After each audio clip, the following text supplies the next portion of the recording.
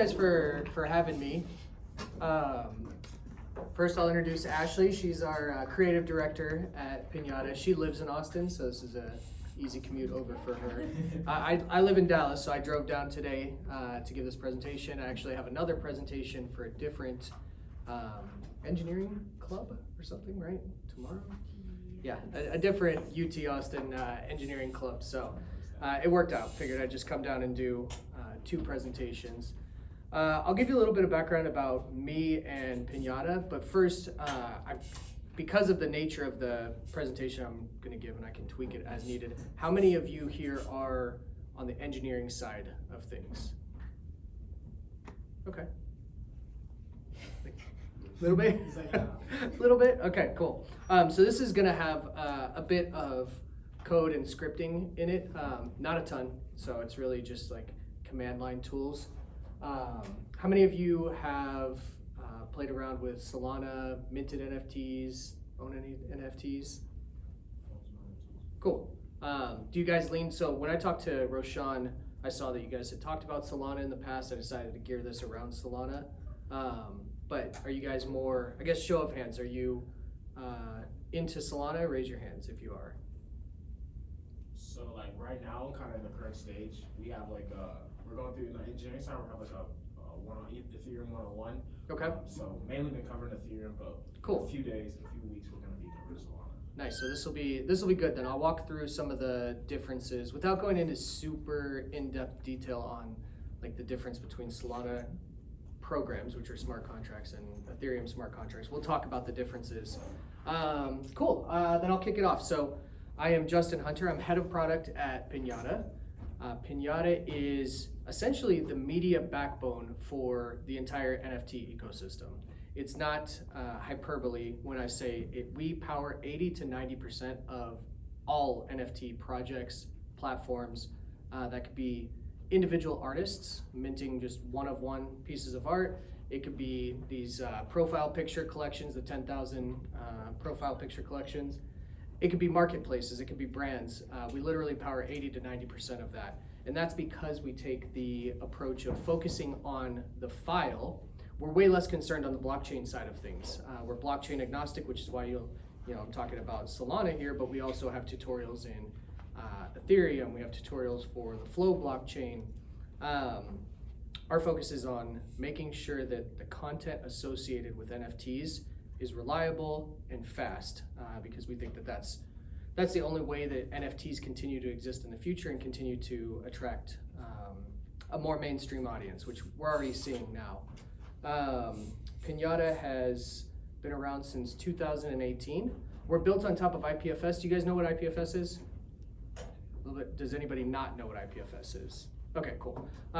It's IPFS stands for the Interplanetary File System, which is just a funny name for a peer-to-peer storage protocol. The idea behind it is that it should work anywhere in the galaxy, not just on Earth, because the focus is not where the content is located, it's what the content is. With IPFS, just a quick primer on IPFS, you get a content identifier, and that's the thing you use to request content. Normally, when you're requesting content, you're saying, hey, AWS, hey, Dropbox, hey, Google, give me this piece of content. With IPFS, you're saying, here's the content identifier. Whoever has it, whatever storage node has it that's closest, send that back to me. We like IPFS because of the peer-to-peer nature, but we like it even more because of the content identifier, and that's why we build on top of IPFS.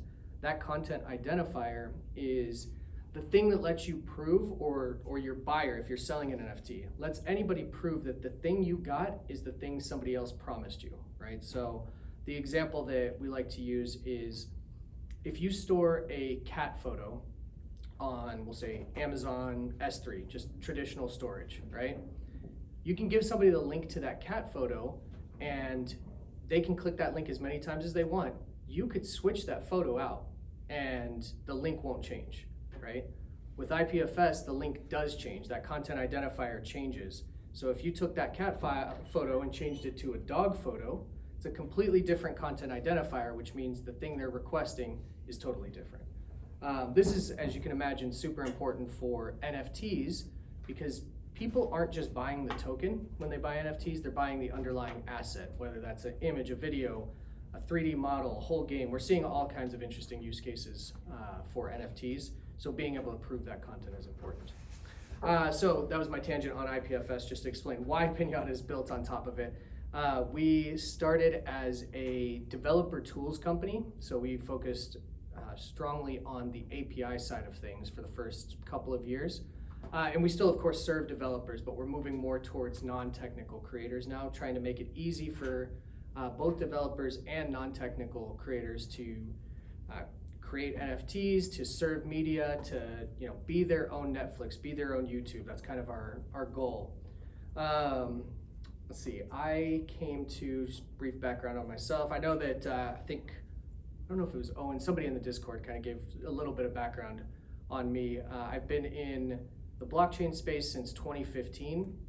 I started 2 companies in the blockchain space. One was a decentralized encrypted alternative to Google Docs, and then the next one was a sort of a communications platform. I like to think of it as like Intercom, but for blockchain applications. And then after that, I came over to work on Pinata, and I actually started as a contract engineer at Pinata, and then moved over to the product side of the house once we started growing. I guess with that, I'll talk about what we're going to cover here, and there's going to be plenty of time for you guys to ask questions, and we can cover really anything that you want. This is the actual presentation is going to be focused on Solana NFTs. And I'll talk about, as I mentioned, the difference between Solana and Ethereum and how their NFTs operate. I guess that's probably the first thing that I should cover, since you guys have been talking a little bit about Ethereum 101, probably smart contracts and NFTs. With Ethereum, you have a smart contract that anybody can call into. The smart contract handles all of the state. The difference with Solana is you have programs. They act very much like smart contracts, but they're read-only. And so all the state management actually happens at a user wallet level. They call it the accounts, at the account level. So let's say when you mint an NFT on Solana, that state is actually stored in the user's wallet, as opposed to on the program itself, which is a big difference from Ethereum. We're not going to go into a ton of detail with what I'm presenting here on that side of things, but I think it's interesting to note those differences. For any of you that have experimented with Solana, you've probably noticed that it's cheaper, it's faster. It does have its problems, right? There's times where because the network's growing so much, it gets congested, it stops working entirely sometimes. So I don't know what the future holds for Solana, but it is one of, if not the fastest growing blockchains out there. And because Pinata is blockchain agnostic, we always like to explore what's out there, what's popular. So what we're going to do here is we're going to walk through how you could create one of these PFP, profile picture NFT collections using Solana. I participated in a NFT drop last October, and so I'm going to use some of the assets from that as the example for this. We're not going to do full 10,000. We're going to do 10 because we're actually uploading this to Pinata, and I don't want to sit here all day while we're uploading 10,000 images. But the goal of this is to show you how Pinata interfaces with Solana and how it differs from other options out there. And it's also, I think this is also interesting because there's a tool that I'm going to show you here called Metaplex that makes creating NFTs on Solana very easy, but it didn't support Pinata. So I went out and I created a pull request. I forked the code base, updated it to support Pinata, created a pull request, which is just about to get merged in, so it'll officially be part of Metaplex. But we're going to be operating off of a forked code base just to support Pinata. I think that's interesting for you guys, especially on the engineering side, because you're going to have to do stuff like that as you get into the blockchain space. Everything's open source. Anything you want to do is possible. You just have to be willing to go out and do it. Let's start at the top here. So I wrote this article. We're not going to read the article. I'm going to take some of the code snippets from this article. But the first thing that we have to do whenever we're working with Solana is they have this Solana CLI. I already have this installed. We're not going to go through the full installation process, but I mentioned that there's a lot of command line tooling going on here. You're not writing a lot of code in this tutorial, but there is a lot that happens on the command line. Yeah? Could you zoom in a bit? Yeah, absolutely. How's that? More? A little bit. Yeah, is that good? All right. So Solana has great tools out of the box, regardless of your operating system. Just literally come to the documentation site and you'll be able to download everything. As I mentioned, I already have this installed, so you can see if I run the command Solana, I should probably zoom in on this too. Let's see if I can zoom in.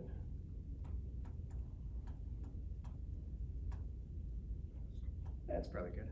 We'll zoom in on this guy whenever we're ready for it. Cool. So just showing you that I have the Solana CLI already installed. That's really all we need to get started. It's connected to, as I'm sure you guys have talked about with Ethereum, Solana has their testnet, they call it DevNet. So this is already connected to the DevNet. I have a DevNet wallet set up. So I've got some Sol in that wallet, fake money, which is great, it's fun to play with. But we're gonna need that because when you create the program, which is the same as the smart contract, it costs a little bit of Sol to be able to deploy that. And we're gonna deploy it on the DevNet here. So the first thing that we're going to do is we're gonna talk through the assets themselves. You guys have all seen these profile picture collections, right? Like Bored Ape Yacht Club, everybody's got them on Twitter, myself included. And they start with images normally, right? If it's a profile picture collection, it could be, it could be video, it could be something else, but most of these collections, these big collections, are just images. So we're gonna talk about preparing the assets, in this case, the images. I've already created the project folder here, so we can kind of skip through that. The thing I do want to focus on is, maybe it's better to pull it up in here, is the way that the metadata looks. Have you guys looked at NFT metadata at all? You haven't gotten to that point yet? So whenever a NFT is minted on Ethereum or anywhere, there's metadata associated with it, right? The reason for that is you need to be able to tell people who are buying that or just looking at it, what is part of that NFT, and you can't store all of that information on chain. It would just be too expensive. Even with Solana, you can't store the assets on chain. And so the metadata gives you information about that NFT. So we can see with Solana, these are the required fields. So this is all I focused on, is just what's required. You can add as much as you want to this metadata. So you have to give it a name so that when somebody looks it up on an NFT marketplace or in their wallet, they can see what the name is. The symbol is required, but it's not super important. The symbol is sort of like, if this was a currency, like USD, GBP, those are currency symbols. NFTs and other types of tokens on the blockchain tend to have symbols as well, just for quick lookups. The description is important because when you're, again, going to the wallet or your wallet or an NFT marketplace, this is gonna be pulled in so you know exactly what this NFT is. The seller fee basis points required, not super important here, but when you are creating NFTs, a lot of times the creator, the project creator or the individual artist, they want to get paid royalties when that NFT is sold again in the future, right? And so this basis, the seller fee basis point is telling the blockchain what percentage the original creator should get. In this case, 500 basis points is 5%. So if this NFT was minted, and then let's say I minted it and then I sold it, the original creator would get 5% of that sale. The image is the image. The image is going to be pointing to, in our case, Pinata and IPFS. So that's important to note, and I'll show you why at the end of the minting process. The external URL, this is again just a nice thing to have for the marketplace. So if somebody's looking at your collection on a NFT marketplace, they can click that and see your website. The attributes, this is actually optional. Most projects do have these attributes, so you'll see things like, I'm gonna use Bored Ape Yacht Club as an example. You'll have, the ape will have an attribute for the eyes, for the nose, for the head, whatever the things are. And that's where you define all of this. attributes in Solana and Ethereum. It's exactly the same. The format here is exactly the same. The collection name, again, this is just some information that makes it easier for marketplaces. And then the properties, this is a big deviation from Ethereum NFT metadata. These properties allow you to define, of course, what the type of file is, which you see here at the beginning. The files are image type in our case, but also the creators. If you have a project with multiple creators, you can put their address in and define their share. So remember that seller fee basis points that I was talking about? That 5% would then be distributed to each of the creators that you define in this creators array, which is super interesting. It's not something that Ethereum has built in, but Solana does. So I'm showing all of this because we're actually going to prepare the assets so that we can mint these, so that we can let somebody mint these NFTs. I've got the assets in here. They're just from the project that I worked on, bunch of images. We're gonna create the JSON, the metadata associated with that so that we can get that deployed to the Solana DevNet and then start minting. So what I was actually showing you here when we were going through all of the metadata is just a script. So this is, I'm trying to remember if this is the only code that you guys are gonna have to look at here. This is, I think, the only code in this presentation that you have to look at. It's just to generate the metadata. So we're grabbing the image directory, which is the assets that I just showed you. Making sure you guys can see this, okay? And we're just looping through each image within that directory, and we're creating the metadata for it. So you can see it's dynamic. We're grabbing the name of the actual asset file to make it the name for the metadata. And then once we're done with each one, we're writing a JSON file into that same directory.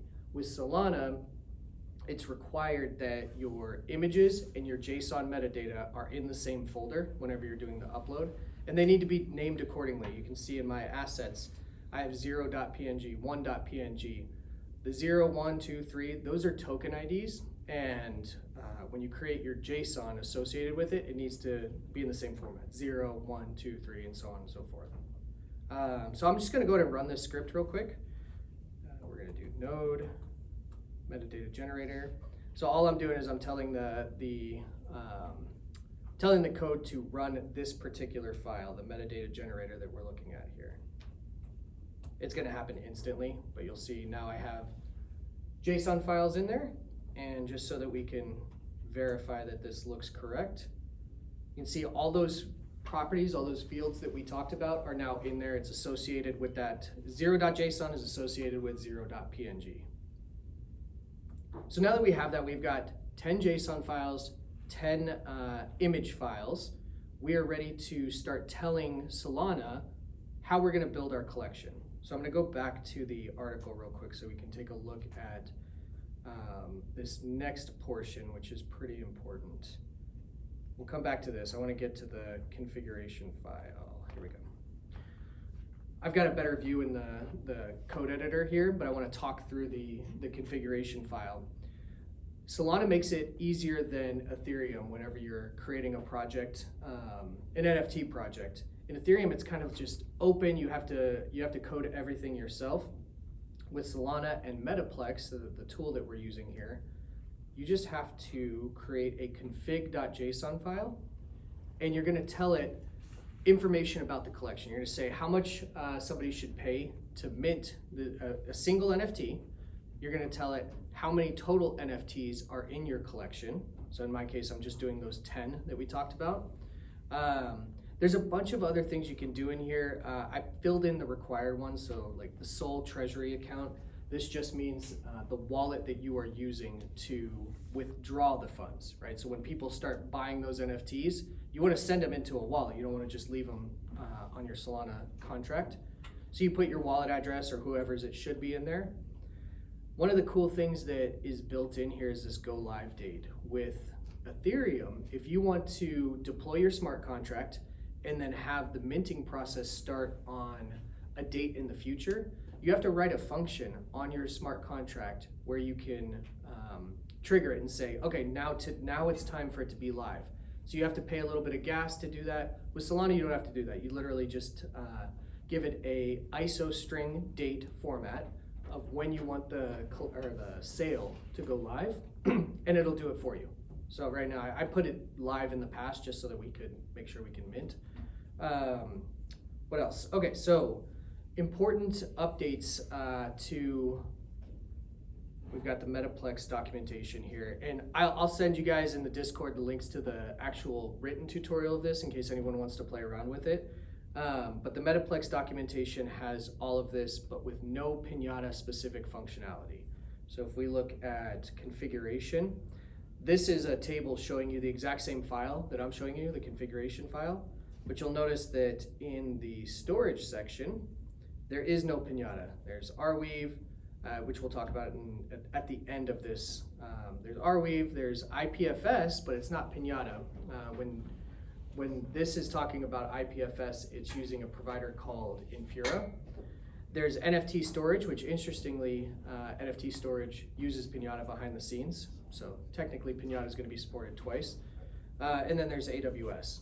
So with that forked version of Metaplex that I talked about, we added in Pinata as a storage provider. So under the storage property, we put in Pinata.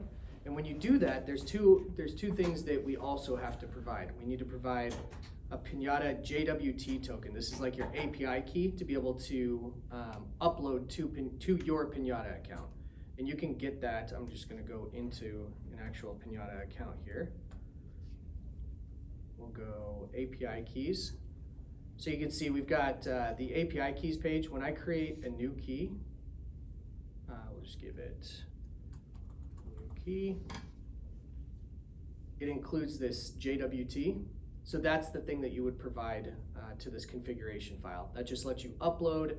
I'm trying to think if Metaplex and Solana do anything else. I think they only use this for uploading. So it's very easy to get that key, very easy to plug it in. Once it's plugged in, you can then provide, this is an optional field, this Pinata gateway. And this is the most important part of Pinata. We try to hammer this home is IPFS is open. You can fetch content from IPFS, as I told you, from any storage nodes. You can load it through what's called an IPFS gateway. This can be a public gateway. It could be a IPFS gateway running on your own computer. But if you use Pinata, you can get a dedicated gateway. And the benefit of that is you get a global CDN, which means all of your content is going to be served as quickly as possible. As I was talking about at the beginning of this talk, we're trying to get more and more mainstream users into Web3, into NFTs. And the only way to do that is to give them the same experience that they're expecting from Web2, from traditional cloud providers. So we've taken IPFS, we've built on top of it, we've made IPFS gateways blazing fast. So this is an important field because if you provide this field, it's saying that when somebody loads the content from this NFT, the image file in this case, it's going to be loaded through my dedicated gateway, and it's going to be as fast as possible. If you don't provide this, it's going to be loaded through a public IPFS gateway. No performance guarantees there, right? Public gateways are just there to be a public good, which is awesome, but they're going to be slow. And that's it. So that's the fields I wanted to highlight here. Let's go ahead and grab the actual forked version of Metaplex. And again, I'll send all of this information in Discord or wherever you guys want me to send it. I don't know if that's the appropriate place.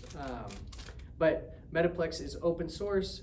I forked that code base. I added in Pinata support. So to use it, rather than downloading Metaplex the way that they suggest you download it, until that pull request is merged in, we're going to clone the forked version. So I'm going to do that right here. Should take just a few seconds.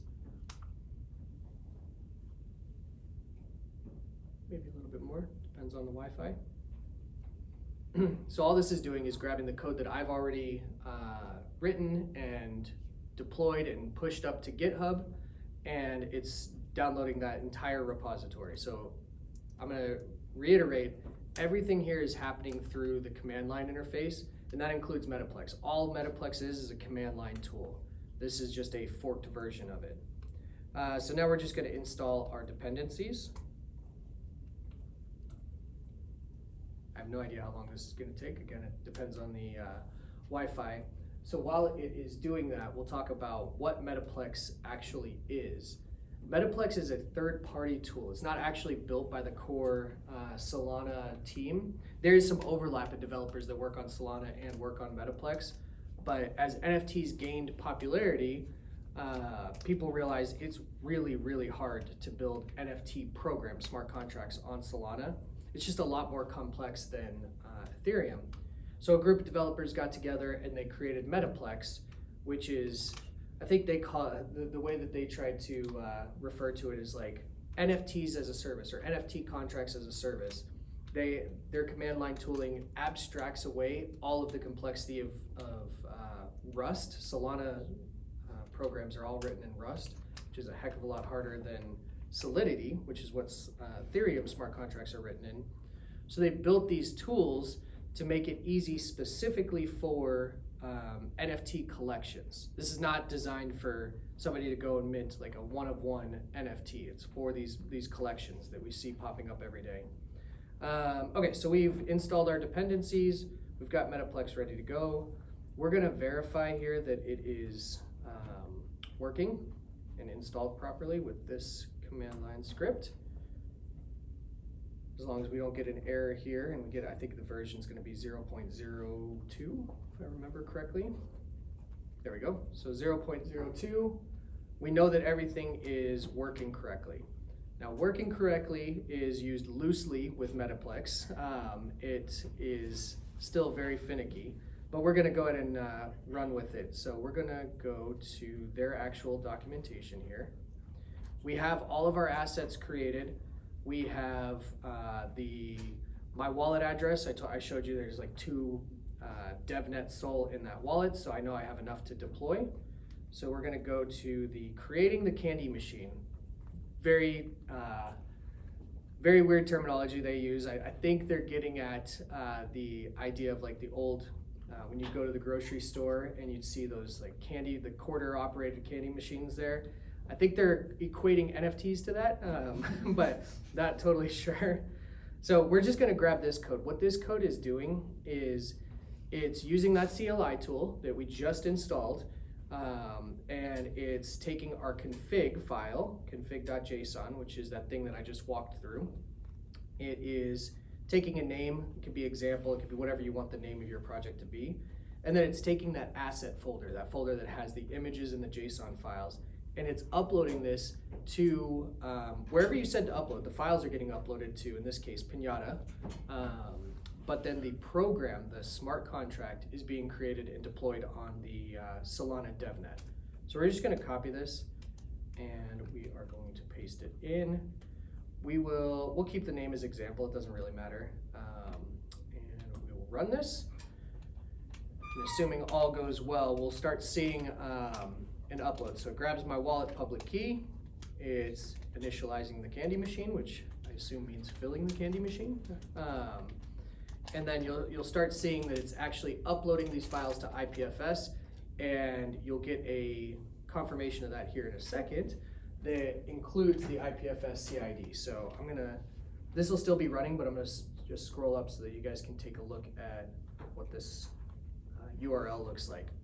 So this URL includes the dedicated gateway that I provided in that configuration file. So you see the zsu.mypinata.cloud, which is the same as this.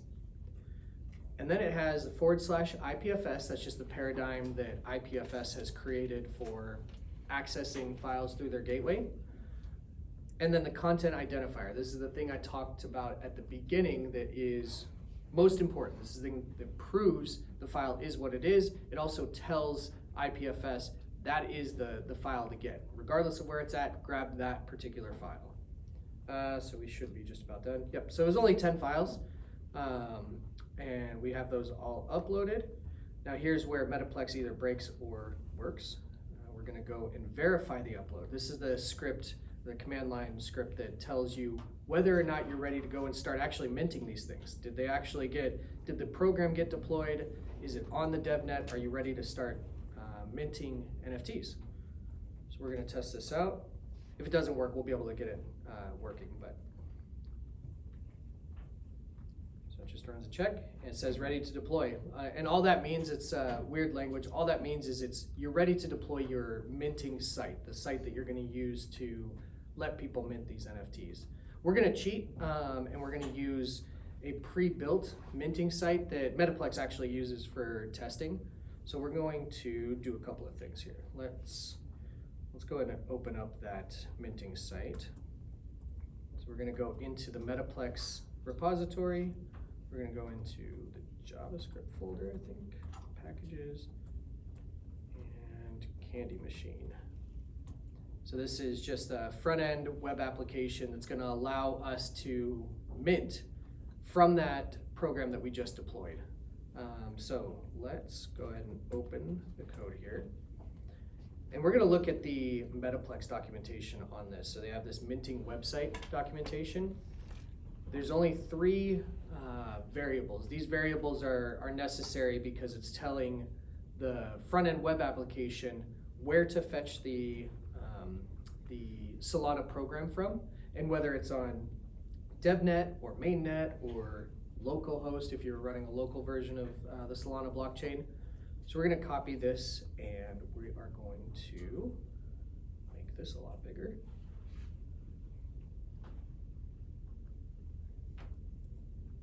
So they have an example file that's the same as what I just copied. So I'm just going to go ahead and create a .env. If you have not done any sort of front end or really any kind of development in JavaScript, env files are just variables that you're going to use in your program, but you don't necessarily want to expose them. So you wouldn't commit these to GitHub. If it is a front end application, that's technically available. Anybody can inspect the source code and find it. But it also just makes it easier. It's a central place for all of your variables that you're going to use within a application. Okay, so we have 2 of these variables already filled out. We know we're working with DevNet. This RPC host is the URL that we're going to call out to that is running a Solana node. And there's a bunch of services both on Ethereum and on Solana and every blockchain where people will run nodes, you could pay them, or sometimes they have free plans. In this case, the Solana ecosystem puts this out for free. So we're just going to use that. This Candy Machine program ID, we are going to get that from this cache folder. This was created whenever we deployed our program to Solana. We did the upload and deployed it. This cache folder was created. And in there, we format this. You can see there's a property for Candy Machine. This is the Candy Machine ID. So we're going to put that right in here. And that, well, we're going to go ahead and install dependencies again. And once that's done, we're going to go ahead and run this. It'll be a very simple web app interface that allows us to connect a Solana wallet and then mint. I'll give this just a second to install. Remind me, has anybody actually minted Solana NFTs before? Okay, so the most, I'm sure you guys have seen or talked about in the Ethereum ecosystem, the most popular wallet is MetaMask. In Solana, the most popular wallet is Phantom. Very similar functionality, looks the same, the way you interface with it is very, very similar. That's what we're gonna use to connect. I'm gonna connect to my wallet, and then I'm gonna mint through that. So we're gonna go ahead and run this app. This should just, yep, there we go. It's gonna load up in a localhost window. And when it does, it should automatically ask me to connect my MetaMask wallet, or I'm sorry, my Phantom wallet. And if it doesn't ask for it, we can force it.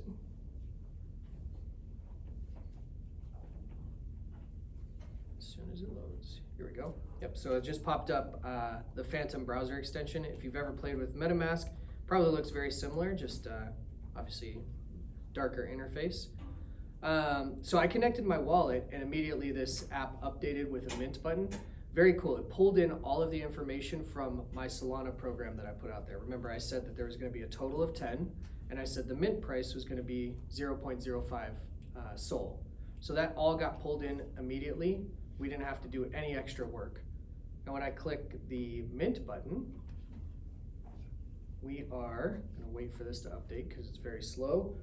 There we go.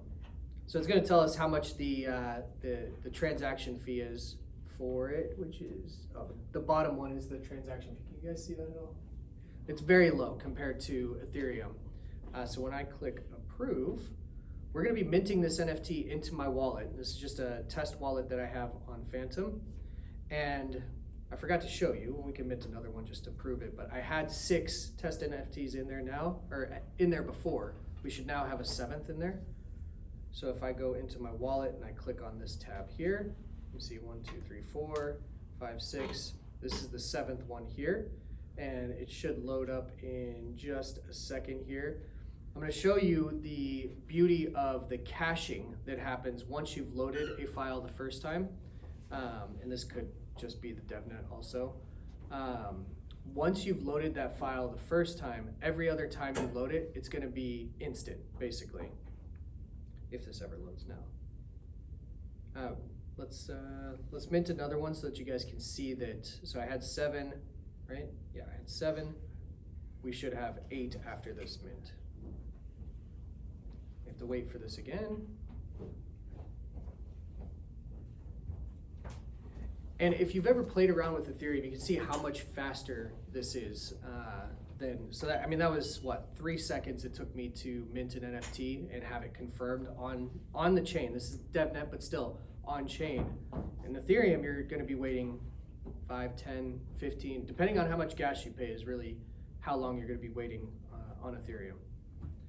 So let's pull that up again. We should now have 8 in the wallet, maybe, if it's working.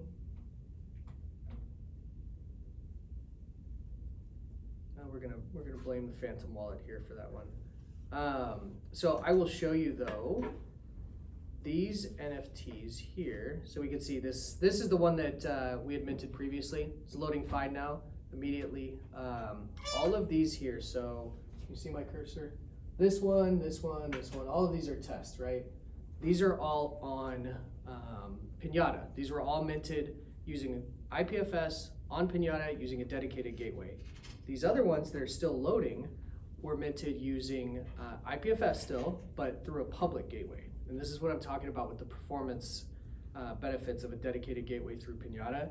You know that it's gonna load quickly. With a public IPFS gateway, it might take forever, right? I promised you that I was also gonna talk a little bit about Arweave. Trying to think of the best way to approach that topic. I'm going to show you the difference between loading something through Pinata and loading it through Arweave. But first, Arweave is permanent blockchain-based storage. So it is actually on chain, and it is permanent. Like, you have no choice.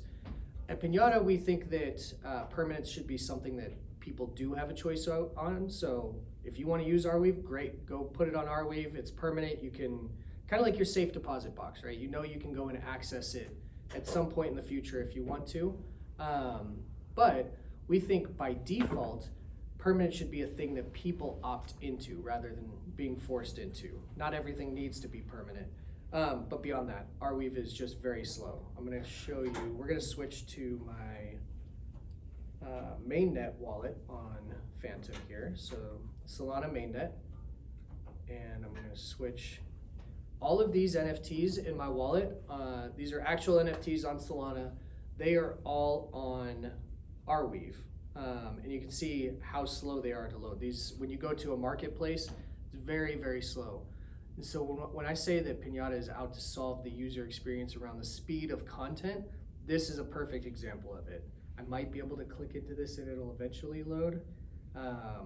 Even if I go to Magic Eden is a NFT marketplace on Solana. If I go to my wallet, if it lets me connect,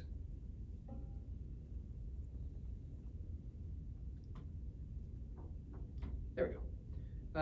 If I go to my wallet here, they cache this because they know how slow it is to load. So they do a copy, they put it on Google Cloud Storage because of how slow Arweave is. which is not what you want, right? You shouldn't have to store something again that has been stored previously. The whole point of it is that you just fetch that content. So anyways, beating a dead horse, but that's why Pinata exists, is to make things as fast as what you saw here without you having to store it multiple times and index that content. I went over a ton, and I recognize you guys are still kind of on the like Ethereum 101 side, so there's a bunch of other things that are way less technical that I could talk about, but I want to kind of like open it up to questions. If you guys have questions about Solana, Pinata, IPFS, anything in general that you saw. Yeah. How far do you think it is until like just someone, any creator, non-technical, can really kind of just dive in within like half an hour and really just know how to mint an NFT? I am hoping within less than a year. This is one of the things we want to solve with Pinata. We're exploring the ability for creators to mint directly through Pinata, but we want to do it right. So we're taking our time on this, but we're trying to solve exactly that. People should be able to come to an app, mint, without even having to think about any of the stuff that you guys just saw, right? Like having to deal with command line scripts and environment variables. No artist is going to want to do that. There's tools that are popping up that make it a little bit easier, but we want to make it easier end to end. So mint the NFT, store the file on IPFS, get your dedicated gateway, do all of that without having to think about it. I would say within the year is my guess. Yeah. So do you guys work with like NFT marketplaces directly, or? We do. So we work with, well, actually, let me make sure that I understand your question. When you say directly, do you mean like they are our customers? I don't know, whatever you were gonna say. So we do. We have a ton of NFT marketplaces that are our customers, and the way they use us, there's two ways. Some NFT marketplaces let you both mint an NFT, like just create a brand new one, and buy existing ones. Some just let you buy existing ones, right? For the ones that use us, that they mint new NFTs, they use us both to store the file and to serve that file back. For marketplaces that let you just buy an NFT that already exists, what they do is they sign up for Pinata, they get a dedicated gateway themselves, and they use that dedicated gateway to fetch all of these NFTs that already exist on IPFS. They use that dedicated gateway to fetch it and make it fast. So they may not even be storing anything on Pinata, but they're using the Pinata gateway to get that content quickly. I have a follow-up to that. Yeah. So I heard that GameStop's creating an NFT marketplace, and I was wondering whether they came to you or you guys are working with them. Yes, we are. That was somebody on Twitter discovered that. I don't think that they've actually ever published it or publicized that, but because people have already shown it off on Twitter. Yeah, they are using us. I don't know how far along they are with the actual marketplace, but they're using us both for the storage of the assets and then serving the content back. Yep. And so you guys just generally kind of see like all the different use cases there is out there. What's been some of the most interesting use cases of NFTs besides just like profile pictures? I love this question because this is what we care about, is what we think the future of NFTs are.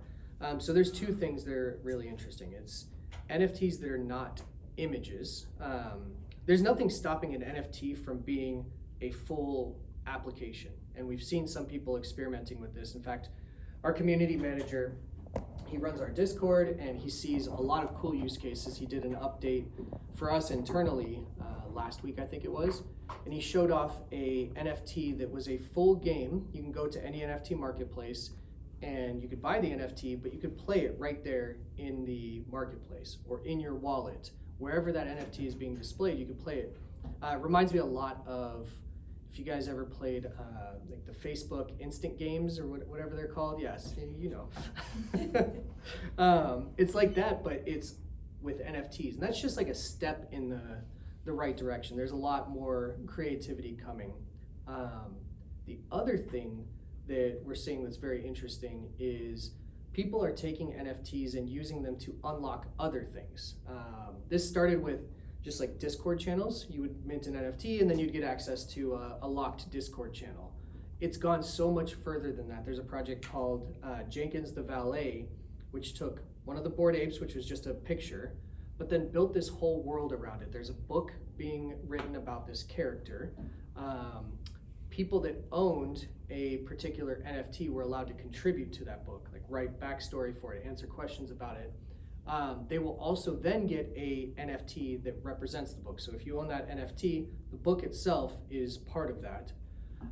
And then they have a whole plan for their NFTs unlocking audio experiences, video game experiences, things like that. And we're very excited about that because last, I think this was actually in 2020 and the beginning part of 2021, I interviewed dozens of creators, individual artists for the most part, and they all said the same thing. They were shocked by the fact that NFTs were always public. They were like, okay, well, I can deal with that, but then how do I give the person that bought the NFT something more, something exclusive? Because art has always been this thing, and even beyond art, media has always been this thing that's like, only certain people should get access to it, especially when you combine that with commerce, right? When people want to make money on things. But there's been no way to do that. So we actually, I'm gonna go ahead and show it off since you guys are here and you are my captive audience. We built an app, submarine.me. I forgot it's not working in this browser. We're gonna go into incognito.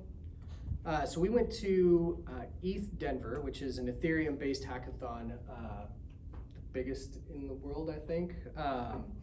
And we've been there every year as a company. We started the first year hacking there and then sponsoring. And this year we came back and did both. We decided we were gonna hack together an idea we had as a company. We call it submarining, and it is the idea that you can take a piece of content and make it private while still getting most of the benefits of IPFS, right? So it's not gonna be public out there on the public network, but you still get that IPFS content identifier. Anybody that gets access to that piece of content can verify that it is what you said it was gonna be.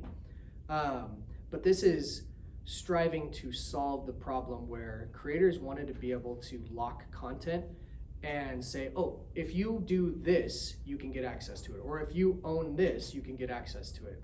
Well, we built it, but it became very difficult for non-technical creators to use. We had an API, so developers had no problem. Developers would go write code that had any amount of logic that they wanted. It would be like, if you take this action, retweet a tweet or whatever, we're gonna go ahead and give you access to this content. But non-technical creators couldn't do that. So this app strives to solve that. Actually, I realize I can just go back to the actual app. You guys don't need to see the marketing site. So we call it submarine.me, and it is for non-technical creators or technical creators if they want to come in here and make use of the submarining feature. So I can say submarine a new file. Then I'm going to be asked, how do I want that file to be unlocked? Right now, as part of the hackathon, the only thing that we did was NFT ownership. But I can tell you, I've talked to people that have asked for the ability to, let me unlock content if somebody retweets my tweet. That's a good way to help make my tweet go viral. Or just simple payments. I want to unlock content if somebody pays me. Or location-based. This is an interesting one that I've heard multiple times where street artists especially, if you go visit their art, they want to unlock something else. And you just verify you're standing there at the street corner looking at their mural or whatever. But so far we've built the NFT ownership one. So how can I demo this? I guess I don't need to demo the actual uploading of the content. I can walk through how this works and then I'll show you an example that's already uploaded. But you can come in here as a creator and say, I want to create a thumbnail image, just like you would do if you upload on YouTube. You create a thumbnail image, a description, whatever you want so that the world that sees it has a nice bit of info about the thing that they're about to watch. With this, you have a thumbnail image, a name for the file, a description. All of this is going to be revealed publicly. The thing that is not revealed publicly is the file that you submarine, the thing that you're making private. Because we selected that it would be unlocked with a NFT, you're going to put the contract address for that NFT in here. And you can get that, you can get that on OpenSea, you can get that on Etherscan. There's a ton of ways to get that contract address. It's pretty easy. Once this is done and uploaded, the creator just has a simple share link. So if I click this copy share link, I'm going to open it up. And this page is going to fetch all of that basic information about the content. So the thumbnail image, the name of the thing, the description. So in this example, what I did was I took a podcast that an NFT project puts out every week, I think. And I said, well, what if they locked that podcast behind ownership of the NFT rather than making it public? Let's see what that would look like. So I uploaded the podcast itself, created the thumbnail image and the title and all of that, right? And so now to access it, we're going to get into my MetaMask. And we're going to connect my wallet. And this is going to check to make sure, actually, let me show you it not working first. Let me switch to a different wallet. So I happen to own the NFT that from the project that does this podcast, so it's very easy for me to demo this. But let's go to a burner wallet that I have that does not have that NFT.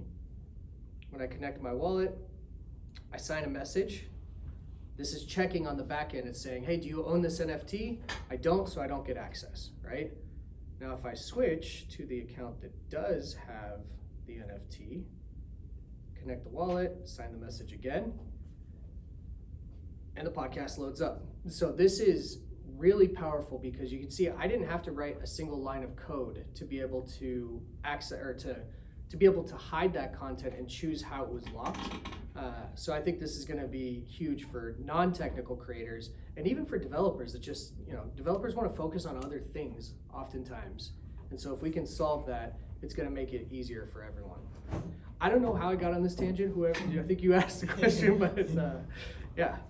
Any other questions? Yeah. So this is kind of an interesting use case. There's a recent, startup that's called Spartan. Okay. Where they you get an NFT, and then by owning that NFT, you get it's a nodes as a service.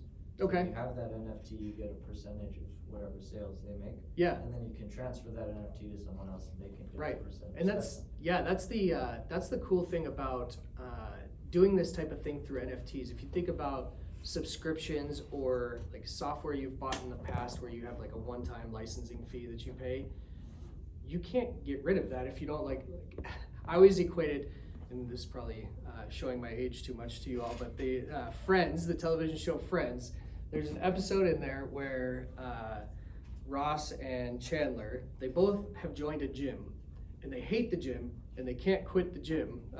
They can't, every time they try to quit the gym, they're convinced to stay.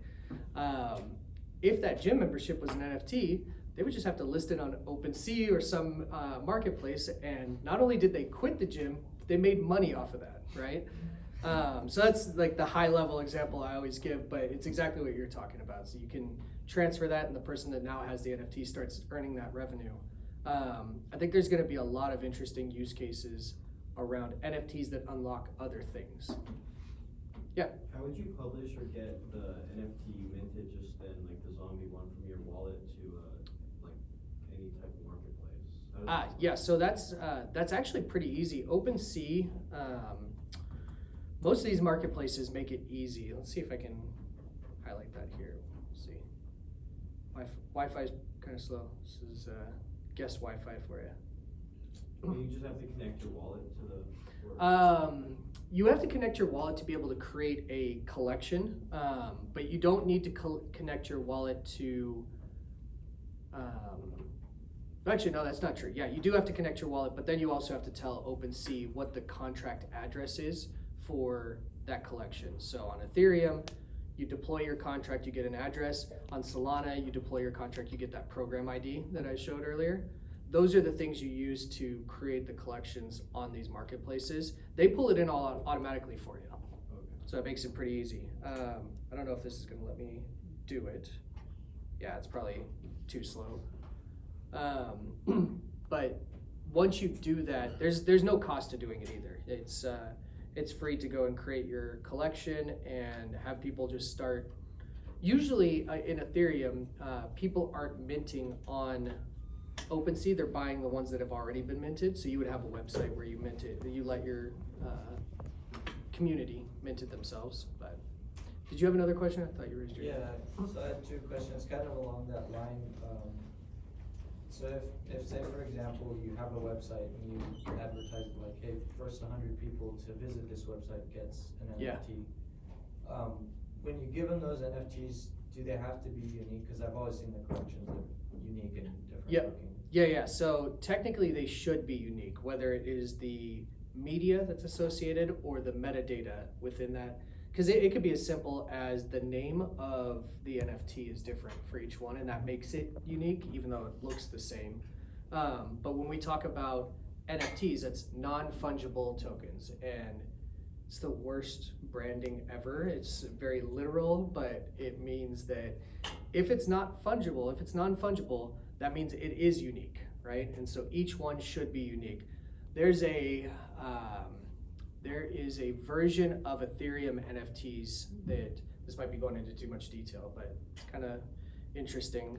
There is a smart contract version called ERC 1155. And what that is like a hybrid of NFTs where somebody can go and mint like 1,000 of the same thing and it's still considered an NFT because it just has tiny variations in the metadata. But by and large, it should be unique and different item to item. And I guess the second question, how do you see the different chains swapping NFTs or kind of in between chains? How do you see that? Yeah, so I think I am of the same mindset as Vitalik Buterin. He's the creator of Ethereum. He often says that Web3 and the world in general will be multi-chain, so there will continue to be multiple blockchains, but it probably will not be cross-chain, meaning transferring assets across different chains. There are bridges that exist now to do that type of thing, but they're slow, they're expensive, and they're dangerous. There was they're called wormholes on Solana, and there was a hack on one just a few weeks ago. So it makes it hard to believe that there's going to be cross-chain functionality long-term into the future, but maybe there will be advancements in it. But I think it's going to be just multi-chain. Oh yeah. Just looking at costs for Pinata. So if I want to like load my own CDN and like get all that going, can I just like how much can I throw at that? And just, Yeah, it's literally as much as you want. So, well, I say that it's there's limits on the plan. When you sign up for a Pinata account and you get your professional plan, which includes the dedicated gateway, there's 150 gigabytes or 100 gigabytes of bandwidth. We'll look at it right now, actually. 100 gigabytes of bandwidth included per month. And so you can, if you exceed that, that's fine. It's going to be 5 cents a gigabyte after that. But as far as scalability, so I don't know if you're asking about the money side or the scalability side. The scalability side, we can handle literally anything. No, I was just wondering, just like generally, you know, like how much was it? Yeah, so yep, $20 a month, and that's going to get you the dedicated gateway. There's a bunch of things that we didn't cover here that Pinata has, like your gateway can have a custom domain. You can get short links, so instead of that big long link with the IPFS CID, you can have a short link that you can put on Twitter, Instagram, bios, or whatever. And then you get obviously the upload capabilities, the API access, all of that additional stuff as well.